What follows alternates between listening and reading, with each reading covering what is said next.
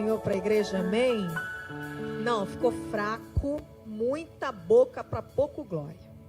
A paz do Senhor para a igreja, amém? Amém, podeis assentar. Glória a Deus. Vou fazer o de praxe, né? É tão bom estar aqui entre os irmãos. Mas sim, gente, é verdade. É uma honra, um privilégio estar aqui, conhecer mais dos meus irmãos da ADVEC Vila Valqueire. Eu estou muito honrada por estar aqui, de ver a vida de vocês avançar, porque o reino é nosso e ele é tomado à força, amém? Eu venho da ADVEC Comendador Soares, nós estamos pastoreando ali, eu e meu marido, pastor Davi Mendes, há 16 anos, pouco tempo, quase nada.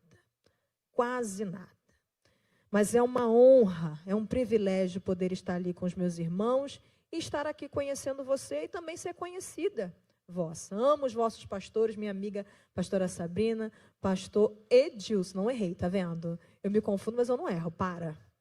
Abra sua Bíblia em Juízes, capítulo 6.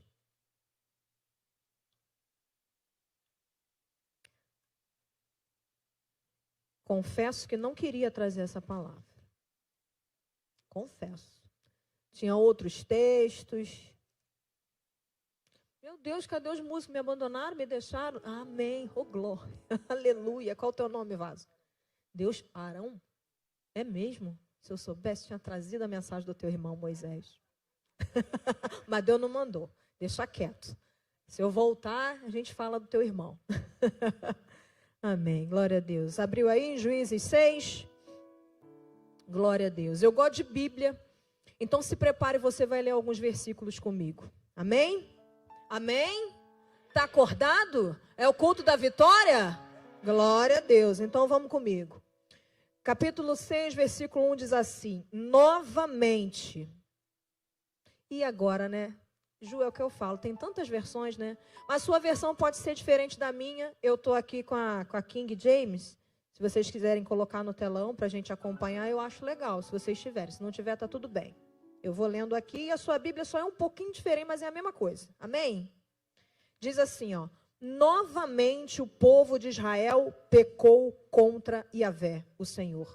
E por esse motivo, ele, o Senhor, os entregou na mão dos medianitas. Versículo 2. E a mão de Midian se tornou cada vez mais pesada sobre os israelitas. Por isso os filhos de Israel construíram esconderijos nas montanhas, nas cavernas e nas fortalezas. Repita, nas montanhas, nas cavernas e nas fortalezas. Sempre que o povo de Israel formava suas plantações, os medianitas, os amalequitas, entre outros povos da região, eles vinham e invadiam o povo de Israel. Acampavam na terra, devastavam suas colheitas e ao longo de todo o caminho até o sul, nas proximidades de Gaza, não deixava nada vivo em Israel, nem ovelha, nem gado, nem jumento. Eles subiam trazendo seus animais, as suas barracas, chegavam como enxame de gafanhoto numa multidão de guerreiros impossível de contar a todos os seus homens e camelos. E eles invadiam a terra com o objetivo de destruir tudo. Logo no início dessa passagem, a gente conhece a história de Gideão, é muito linda, maravilhosa, mas eu gosto dos pormenores, porque quando eu leio a Bíblia, eu entro no texto. E é interessante que ele já começa dizendo o porquê que tudo isso aconteceu. Logo no primeiro versículo, ele vai dizer que, de novo, novamente, outra vez, o povo de Israel peca contra o Senhor. Às vezes eu e você viemos para o culto da vitória perguntando para Deus: meu Deus, que diabo é esse? Mas nem sempre é o diabo, às vezes é Deus.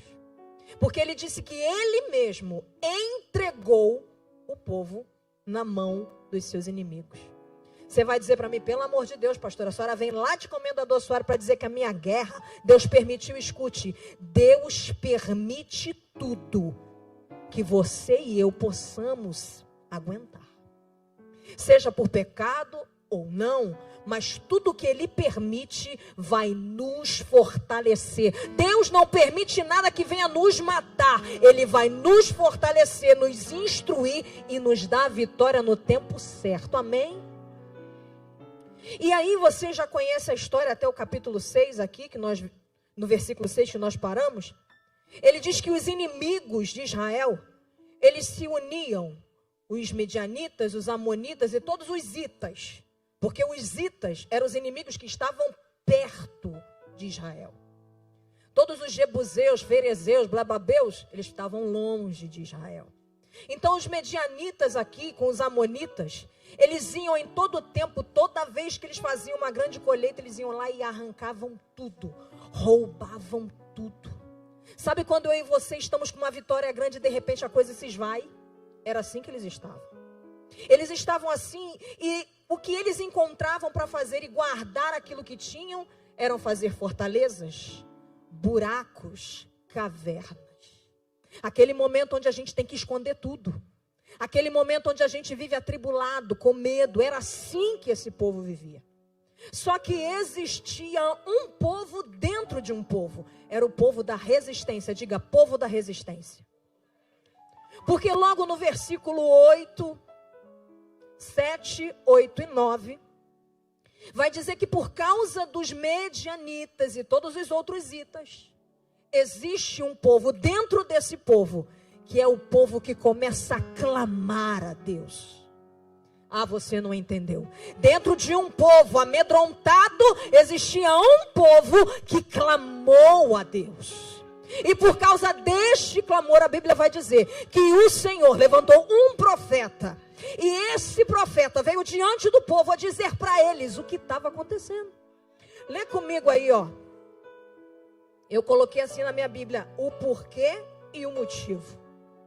Por causa de Midian, Israel foi reduzido a tamanha miséria, que os israelitas passaram a clamar por socorro a Deus, o Senhor. E enquanto o povo de Israel clamou a Yahvé por causa dos medianitas, o Senhor lhe enviou um profeta que os exortou, dizendo: assim diz o Senhor de Israel, eu não vos fiz subir do Egito, eu não tirei vocês da escravidão, eu não livrei vocês da mão do Egito e de todos aqueles que oprimiam vocês, eu não expulsei diante de vocês aqueles que eu concedi a terra que hoje vocês habitam. Quando o povo clama, Deus responde. Ei, você está aqui no ano da oração? Se você está aqui no ano da oração, levanta a tua mão. Você está aqui no ano da oração?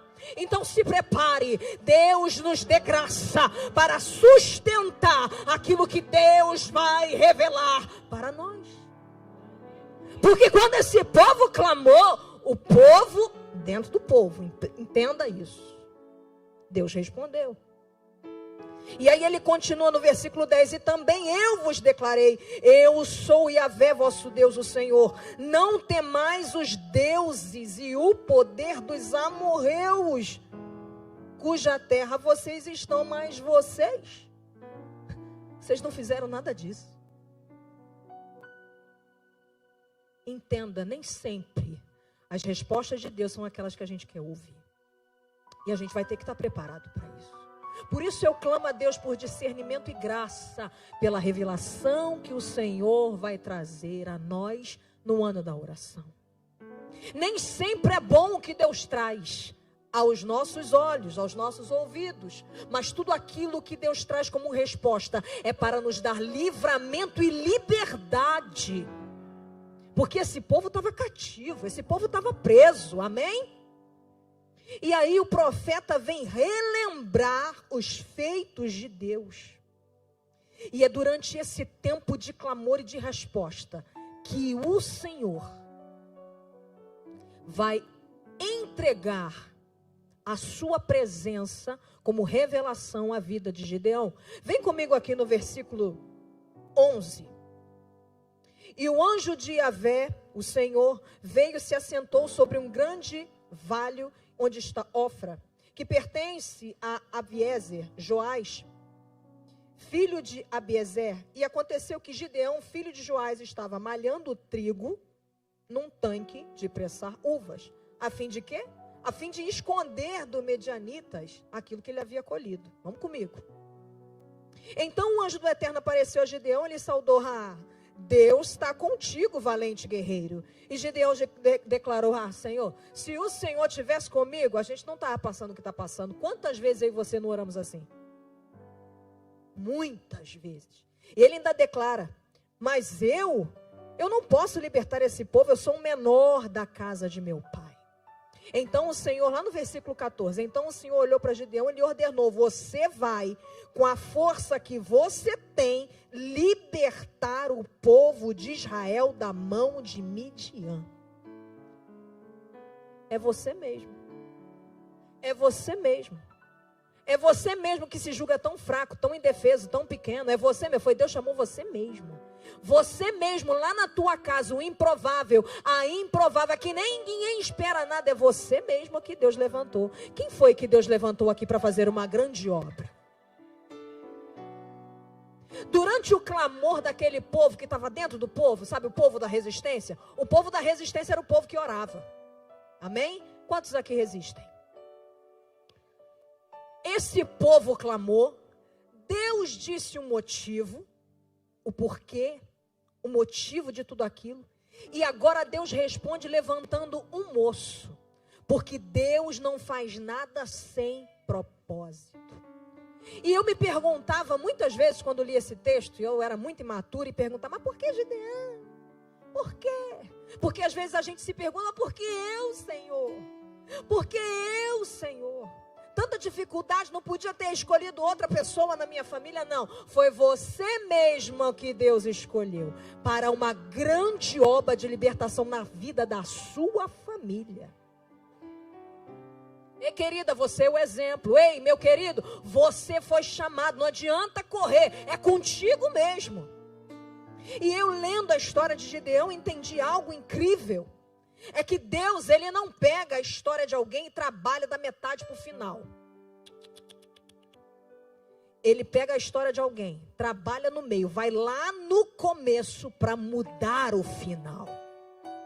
E foi isso que Ele fez na vida de Gideão.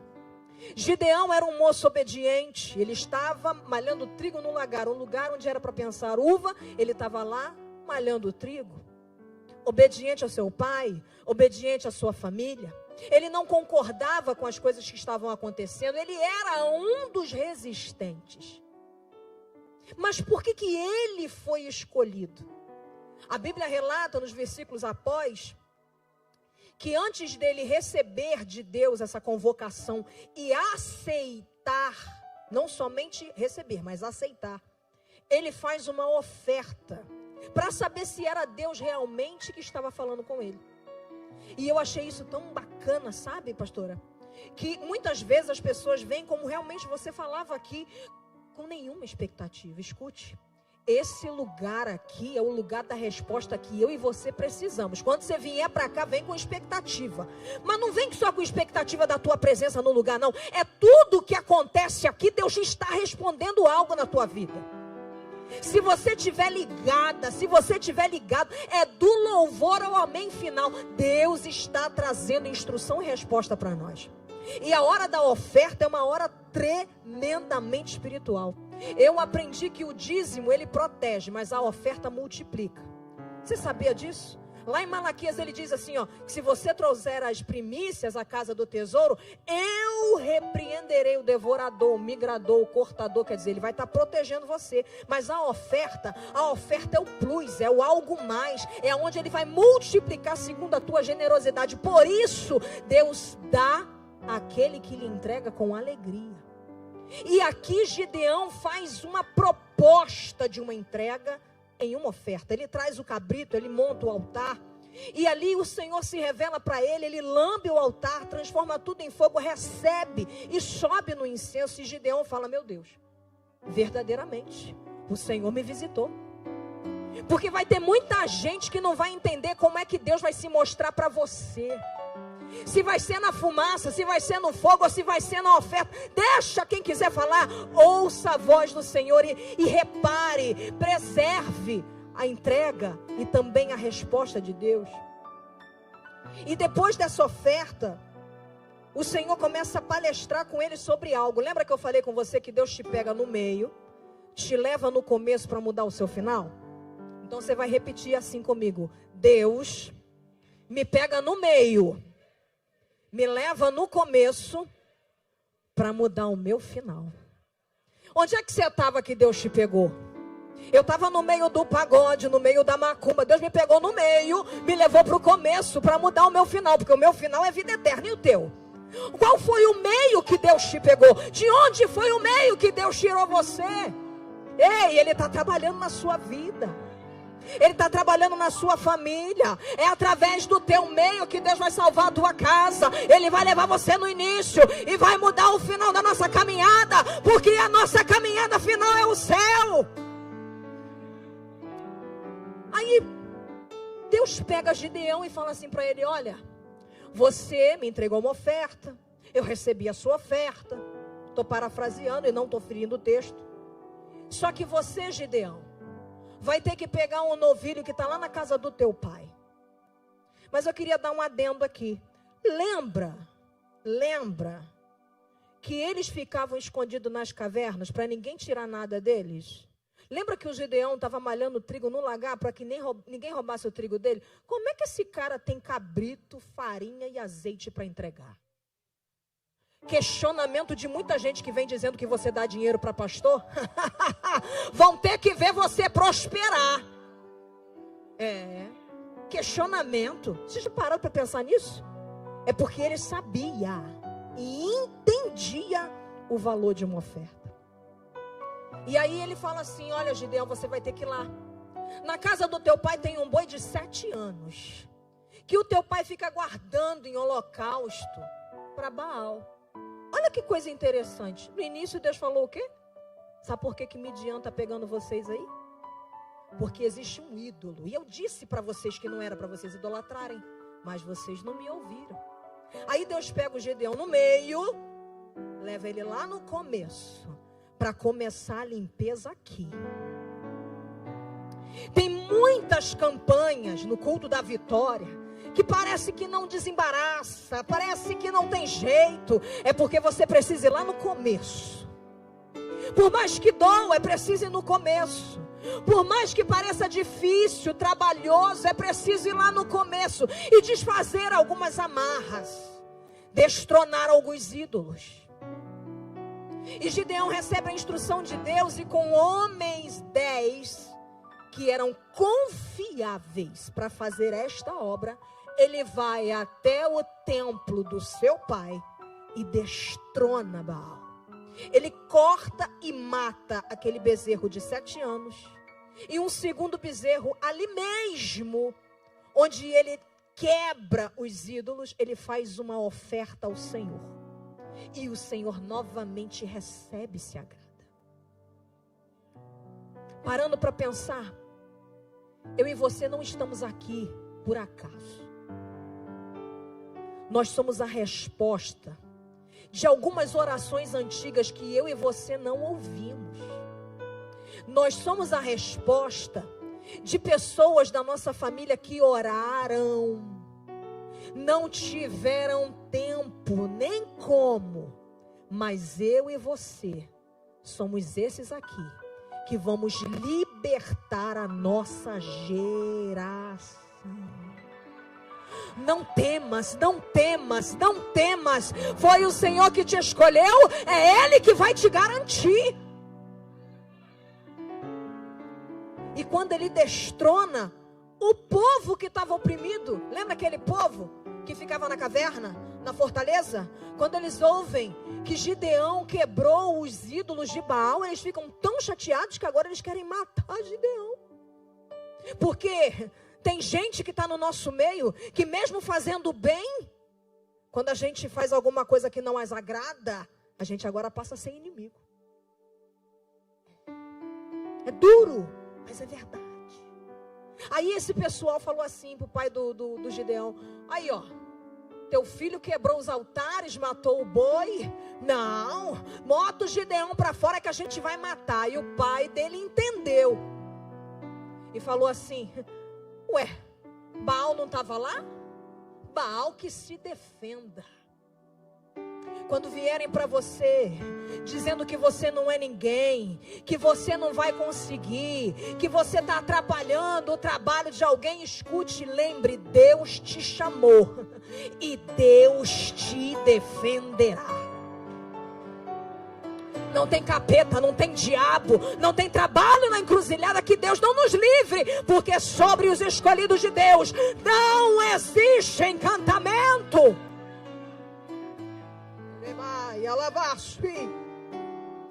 E aí, Gideão começou a perguntar para Deus: é eu mesmo que vou libertar esse pessoal? Tem certeza? Mas como é que vai ser isso? Lá nos versículos 29, 30, 31, aliás, 20, 21, 22, o anjo do Senhor novamente se apresenta para ele. Eu vou correr aqui.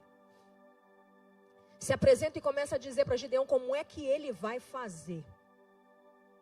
Como é que ele precisa entender que essa libertação do povo de Israel não se trata somente de finança. Porque a gente, quando olha para comida, casa, viveres, a gente vai pensar que é só finança. E que na maioria das vezes, pastor, está tudo bem. O culto da vitória é um culto direcionado para essas causas também. Está tudo bem, é incrível. Porque a nossa igreja, a DEVEC, ela tem um culto para cada demanda, né? A gente pode se realizar em Deus, porque cada culto a gente vem pedir por algo novo. Ou pelo menos por uma demanda diferenciada. É o culto da libertação, é o culto da vitória, sim. Mas esse texto, ele vai dizer que as demandas financeiras não estavam ligadas somente a uma territorialidade, uma geografia, não. Ela estava ligada a uma idolatria. Então aquilo que Gideão estava fazendo não era somente libertar o povo para uma vitória financeira, era libertar o povo por causa de um pecado. Então, não há libertação completa. A gente pode ser muito bem sucedido no casamento, a gente pode ser muito bem sucedido no dinheiro, mas se não houver uma libertação completa, a gente não vive a totalidade dessas bênçãos. Porque a gente precisa ser liberto das idolatrias internas que nós ficamos cultivando. Ele vai dizer para Gideão o que ele precisa fazer. E ele fica muito preocupado com tudo aquilo que acontece, até que o Espírito de Yahvé toma controle da vida de Gideão, no versículo 34. No 35, Deus, sabendo das suas preocupações, do seu medo, afinal de contas, Gideão, ele vai libertar uma nação, gente. Né? É aquele nosso parente complicado, que a gente acha que é muita coisa, né? É aquele marido que ainda bebe, é aquele menino que ainda dá trabalho. Era o mesmo medo de Gideão. Era o mesmo medo. E aí, Deus fala para ele: você está preocupado? Dá um pulinho lá no arraial dos teus adversários. E Gideão vai. Ele vai com um amigo. Tenha um amigo que interceda e entenda a sua guerra. Não ande sozinho, não ande sozinha. Ele vai com um amigo dentro do arraial dos adversários. E ele vai escondido, ele vai, a paisana. Chega lá, ele ouve um dos adversários comentando com o outro um sonho que ele teve. E ele falava assim: rapaz, eu tive um sonho que tinha um pão torrado em volta do nosso arraial. E esse pão vinha com tanta força que as tendas caíam e viravam de cabeça para baixo. E o outro amigo dizia assim: esse sonho aí é Gideão. Porque enquanto Gideão estava fazendo aquela limpeza espiritual, Deus estava trabalhando no meio do arraial dos adversários. Escute, enquanto você está aqui guerreando no culto da vitória, Deus está trabalhando aonde precisa ser trabalhado. Deus está arrancando lugares, mudando mentalidade, tirando embaraço, tirando cadeias. Você está aqui?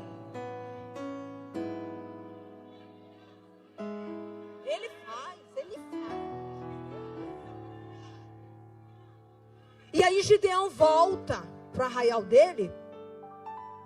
Ele não volta tranquilo, mas ele volta sabendo que é uma grande responsabilidade. E ele junta os homens de Israel, aqueles mesmos que estavam dentro das cavernas, sabe? Dentro dos buracos. É você mesmo que vai levantar um exército na tua família. É você mesmo que vai levantar um exército na tua casa. É você mesma, é você mesmo. E aí são 22 mil homens. Mas o Senhor, que sabe de todas as coisas, diz para Gideão: tem muita gente contigo, Gideão. Esse pessoal que está aí, tá puro não. Lembra o pessoal que queria te matar? Tá aí também. Fogo amigo. Gente que é para estar com a gente na batalha, mas não vai estar não. É o primeiro a pegar a pedra e tacar nas nossas costas. Eles vão estar aí também. Eles vão estar aí. Eles vão estar aí. Só que Deus manda fazer um teste de quem vai beber a água. Quem bebe como cachorro e quem bebe observando tudo. Quem vai lamber as águas, quem não vai lamber as águas. Porque para estar em guerra tem que estar ligado. Não pode estar na fofoca, não pode estar na contenda, não pode falar dos outros, não pode ter língua ferina, não pode ter olhar invejoso, não pode fazer divisão. Ah, mas cachorro não liga com isso. Cachorro briga, cachorro late. Aí esses aí, Deus fala assim, ó: manda tudo embora, covardes. Covardes e medrosos. Deus dá um nome para quem volta: covardes e medrosos. Deus já sabia do caráter dessas pessoas. 22 mil. Só ficam 10 mil. 10 mil improváveis, né?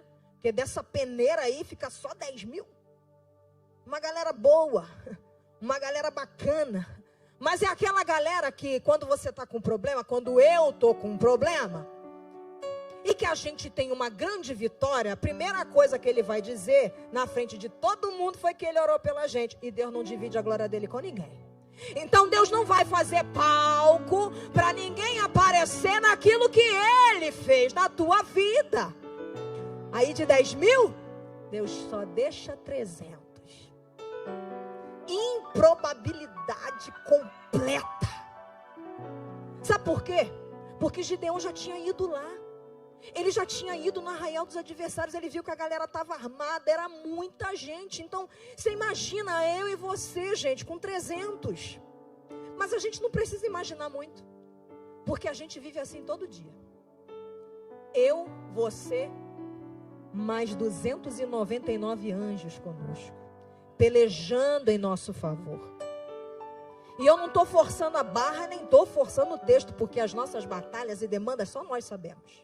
É a gente que sabe onde o calo aperta. É a gente que sabe onde está a ferida. É a gente que esconde o pé para ninguém pisar porque está doendo, está ferido. É a gente que sabe. E aí, são apenas 300. Estou correndo, pastora, estou correndo. Só que é interessante, é que esses 300 são o suficiente para Deus dar vitória para Gideão. São suficientes. Eles são suficientes. Sabe por quê? Porque eles são obedientes. Eles são leais. Eles são fiéis. Os covardes, os medrosos, foram embora. Só ficaram os fiéis, os leais e os obedientes. Porque tinha um plano. Tinha um plano. E Deus me deu uma revelação hoje de tarde lendo essa palavra. Eu falei, meu Deus, eu não posso ficar com isso só para mim. Antes do plano ser feito, pastora, sabe, pastor, ele faz um teste do novelo. Eu achei tão interessante. E eu nunca tinha visto isso. Em anos que eu leio esse texto. E eu sei que essa revelação é para este lugar. Ele faz algo em um teste, antes de colocar toda a estratégia em prática, que ele fala assim, Senhor, se o Senhor for comigo, molha o novelo, deixa tudo em volta seco. E se o Senhor for comigo mesmo, molha tudo, deixa tudo em volta molhado e o novelo seco. Sabe o que Deus falou comigo nessa noite? nessa tarde, lendo esse texto, que Gideão simplesmente falou assim: Senhor, se o Senhor for comigo, me envolve por fora, me enche por dentro. Se o Senhor for comigo, protege por fora, me dá força por dentro. Que o Senhor nessa noite revele a vocês e os cubra de força por dentro, proteção por fora, unção por dentro, graça por fora. Que o Senhor seja sobre a vida do pastor, da pastora aqui neste lugar, porque muitas coisas Deus vai fazer através da vida de vocês, por causa de vocês, em vocês, para a glória dele. Você pode dizer amém? Porque o que acontece na vida deles, querido, vai cair na sua vida também. Vai reverberar na sua casa, na sua vida, em tudo que você tem. E aí, depois desse teste, olha que coisa maravilhosa, ele coloca o plano em prática. Gente, eu sou estranha, eu fiz o desenho. Encorajo você, tá com a Bíblia? Pega o papelzinho, eu fiz o desenho. Eu fiz o desenho porque eu amo esse texto. E de um tempo para cá, o Senhor tem falado comigo nele. Porque Gideão precisava de gente ligada, obediente, fiel e leal. Pegou? Pegou mesmo? Menina, ele falou assim, galera: tocha, cântaro, buzina e chofar. Nós somos poucos e só temos isso, mas o Senhor é conosco. Você pode ter pouca estrutura, você pode ter pouca ferramenta, mas o Senhor é com você. E se o Senhor é contigo, a vitória é certa. Creia. Aí eu desenhei, né? Ele pegou 100 e botou logo no começo daquele arraial. E ficou lá. Ó, 100 vão ficar aqui comigo. Aqui no começo. Daqui a gente tem uma visão privilegiada de tudo que está acontecendo. Entenda. Ai, meu Deus. Quando você vier para o culto, do louvor ao amém, tem uma estratégia, tem uma instrução, tem uma resposta. Você nunca mais vai vir para o culto do mesmo jeito que tu vinha. Não é por mim não, mas é porque já foi declarado aqui nesse lugar que todo culto tem uma instrução, tem uma promessa, tem uma estratégia, tem uma resposta. Aí ele fala assim, ó: eu vou ficar daqui, tá? Daqui de cima eu vejo tudo. 100 vão ficar comigo.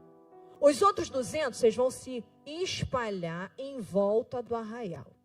Quando eu tocar o chofar, vocês tocam também. Os 100 que estão comigo. Entenda, por que precisavam ser obedientes? Porque no meio do povo tem sempre um que se antecipa. Para de ser antecipado. Para de ser precipitado. Tem vitória que não chega porque tu faz o negócio fora do negócio. Para. Ouve a instrução, obedece. Calma, calma, calma. Aí ele diz, né? Quando eu tocar o chofar, os 100 tocam. No segundo toque, por Gideão, pelo Senhor. Eles obedeceram direitinho, pastor. Quando fizeram o primeiro toque, eles fizeram o primeiro toque quando a guarda dos seus inimigos estava sendo trocada. Então havia uma movimentação. Era um momento muito vulnerável. Que os inimigos estavam ali trocando de turno. Como é que é trocar? É trocar o turno lá no hospital. Não é um negócio meio complicado. Tem gente até que dá remédio errado. Tu já percebeu isso? É sempre na troca de turno. É um lugar de movimentação. É o pessoal que está indo embora com fome. É o povo que está chegando com sono. E é nesse momento que Gideão pede para tocar a primeira buzina e a trombeta. E eles ficam se perguntando: que barulho é esse? Mas quando eles começam a gritar pelo Senhor e por Gideão, aquele som, porque eles estavam dentro do arraial, ele se transforma e reverbera de uma forma que o Senhor que fez a promessa disse que eles matariam todos os inimigos como se fossem um homem só. E durante esse toque, a quebrada dos cântaros e aquela tocha acesa, eles ficaram tão confundidos que levantavam arma contra arma, espada contra espada e se matavam. Trouxe o Senhor a resposta daquela palavra que eu e você entendemos, conhecemos e vivemos. Confundidos e envergonhados serão todos aqueles que se levantarem, que se irritarem contra os servos do Senhor. Aleluia, aleluia, aleluia. Ei, querida, contra você não pode se irritar, não pode, vai ser confundido. Vai ser confundido. Muito cuidado, você que se irrita contra algum crente, por isso que não pode ter contenda na igreja. Porque você irrita com um e esquece que ele também é filho do Altíssimo. Você esqueceu que quem está do teu lado é teu irmão? Se irrita, vai ser confundido, hein? Vai ser envergonhado. Aleluia, Jesus, me ajuda. Me ajuda, me ajuda, me ajuda. E aí, é tão bonito, irmãos. É lindo esse texto, mas eu quero fechar na hora certa. Que o que precisava, e qual é a lição de todo esse texto tão lindo que eu e você entramos nele e vivenciamos agora, é que as vitórias que nós viemos buscar nessa noite dependem somente do meu e do teu posicionamento. Posicionamento, obediência, lealdade, fidelidade, unidade.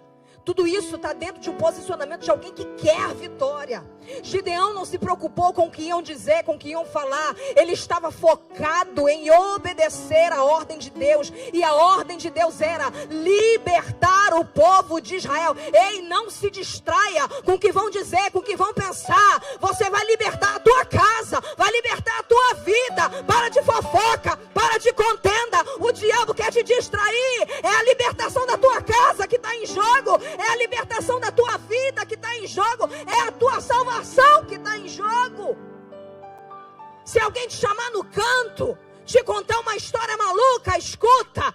Fale como Neemias: eu estou numa grande obra. O que está em jogo não são as coisas dessa terra. É a minha salvação. É a libertação da minha casa. A libertação do meu filho. A libertação do meu marido.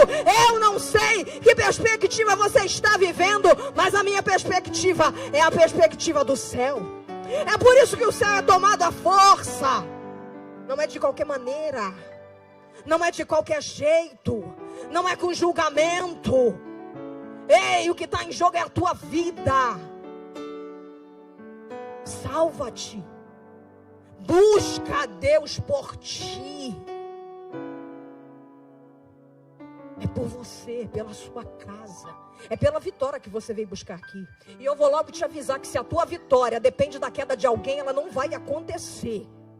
Porque Deus não faz isso.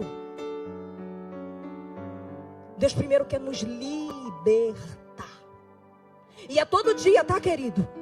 É todo dia uma libertação nova. É todo dia a gente está libertando de algo. Todo dia a gente está se limpando, para que naquele dia a nossa veste esteja realmente limpa, sem mancha, sem mácula. Ninguém precisa cair para você crescer. Ninguém precisa cair no teu trabalho para você ser promovido. Não precisa. O teu lugar já está garantido no céu. A tua promoção Deus já falou. Já está tudo certo, então luta por ela.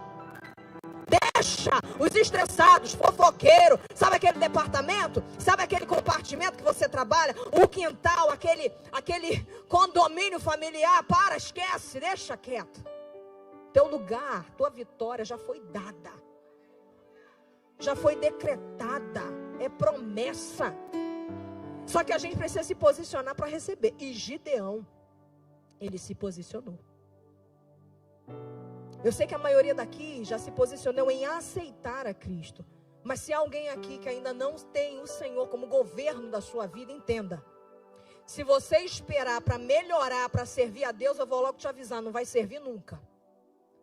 Porque diz a palavra do Senhor: sem mim nada podeis fazer. Então, se você quer fazer alguma coisa pela tua casa, pela tua vida, pela tua família, aceita o Senhor. Ele é o único que tem força para fazer o que tu não pode fazer. Ele é o único. É o único.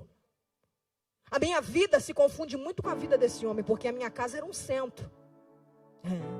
O meu pai era o dono do boi que tinha lá, o Baal.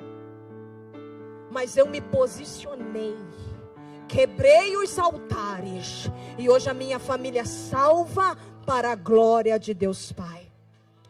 Eu sou privilegiada, sou nada. Eu estou aqui para te encorajar, se posicione. Se você tem uma vitória para buscar, se posicione. Se você tem foco na vitória que você veio buscar aqui, se posicione. Quantos aqui vieram buscar pela família? Quantos vieram aqui buscar pela vida financeira, pela cura, pela saúde, pela libertação? Escuta, foca. Deus vai te dar estratégia, vai te dar resposta. Alguém recebeu estratégia ali? Alguém vai receber resposta. Alguém aqui vai receber instrução. Você não veio aqui à toa. Deus tem mais para entregar. Mas é só para quem quer. Para quem não está distraído. Não é tempo mais de distração. É tempo de oração. E eu finalizo com a mesma frase que comecei.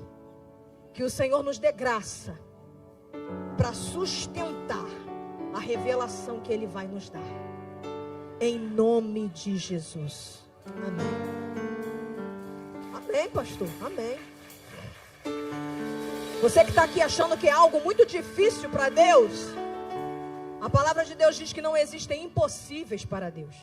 A igreja de pé nesse momento, orando. Sabe o que eu tenho aprendido? Que às vezes alguém precisa vir aqui à frente, aceitar a Jesus como seu Senhor e Salvador de forma pública. E essa oportunidade já está aberta. Amém? Você que deseja, entende a necessidade de ter um Deus que guerreie com você essa guerra. A oportunidade está aberta. Você pode vir aqui à frente, aceitar o Jesus, o Salvador, o Deus